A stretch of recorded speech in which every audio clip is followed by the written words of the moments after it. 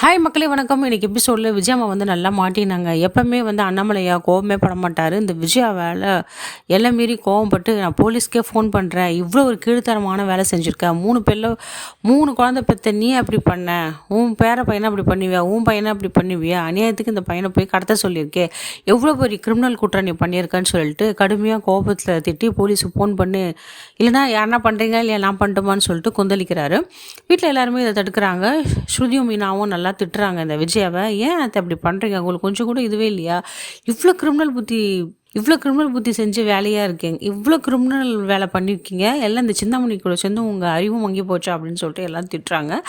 எல்லாரும் சபையில் வந்து இந்த விஜயாவுக்கு ரொம்ப அவமானமாக போயிடுது. இல்லைங்க என்னை மன்னிச்சிருங்க, நான் தெரியாமல் பண்ணிட்டேன், நம்ம குடும்ப நல்லதாங்க சொன்னேன் நான், ஆனால் எதுவும் தப்பு பண்ண சொல்லுங்கள், ஒரு ஹாஸ்டலில் தான் நான் சேர்க்க சொன்னேன் அப்படின்னு சொல்லிட்டு ஒப்புக்கிறாங்க, தான் குற்றத்தை ஒப்புக்கிறாங்க.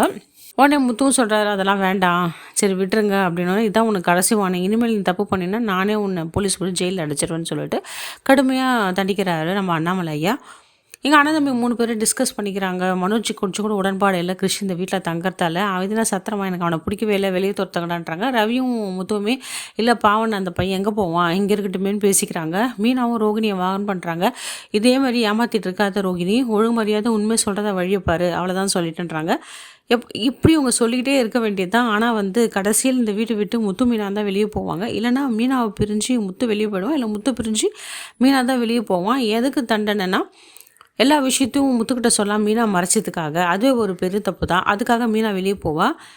இல்லைனா இந்த விஷயம்லாம்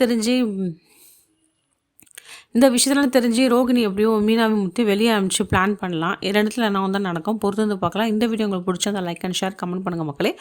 நன்றி, வணக்கம்.